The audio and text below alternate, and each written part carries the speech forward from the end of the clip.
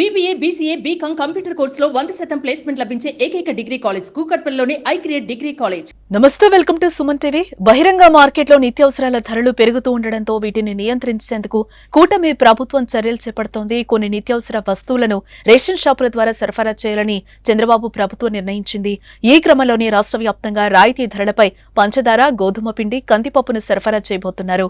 ఈ మేరకు ముఖ్యమంత్రి చంద్రబాబు నాయుడు పౌర సరఫరాల శాఖను ఆదేశించారు. రాబోయే 3 నెలల వరకు సరిపోయేలా నిత్యావసరాలను పంపిణీ చేయాలని సూచించారు సీఎం చంద్రబాబు. ఆగస్టు నుంచి రేషన్ కార్డు ఉన్న వారికి రాయితీపై 67 రూపాయలకే కేజీ కందిపప్పును అందివ్వబోతున్నారు. దీంతో పాటు అరకిలో పంచదార కూడా ఇస్తారు. నిత్యావసర వస్తువులను ఇచ్చేటప్పుడు తూకంలో తేడాలు రావడంతో ప్రస్తుతం రేషన్ వస్తువులను ఇవ్వడం ప్రభుత్వం నిలిపేస్తుంది. చంద్రబాబు ప్రభుత్వం అధికారంలోకి రాగానే పౌర సరఫరాల శాఖపై ప్రత్యేక దృష్టిని సారించింది. పౌర సరఫరాల శాఖ మంత్రిగా మనోహర్ రాష్ట్ర వ్యాప్తంగా విస్తృతంగా తనిఖీలు నిర్వహించారు. సమస్యలన్నింటినీ పరిష్కరించి వచ్చే నెల నుంచి సరుకులను ప్రజలకు అందివ్వబోతున్నారు.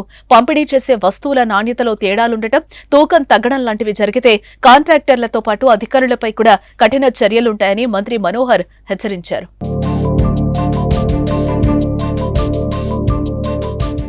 సుమన్ టీవీలో మీ పర్సనల్ అండ్ బిజినెస్ ప్రమోషన్స్ కోసం కింది నెంబర్కి కాంటాక్ట్ చేయండి.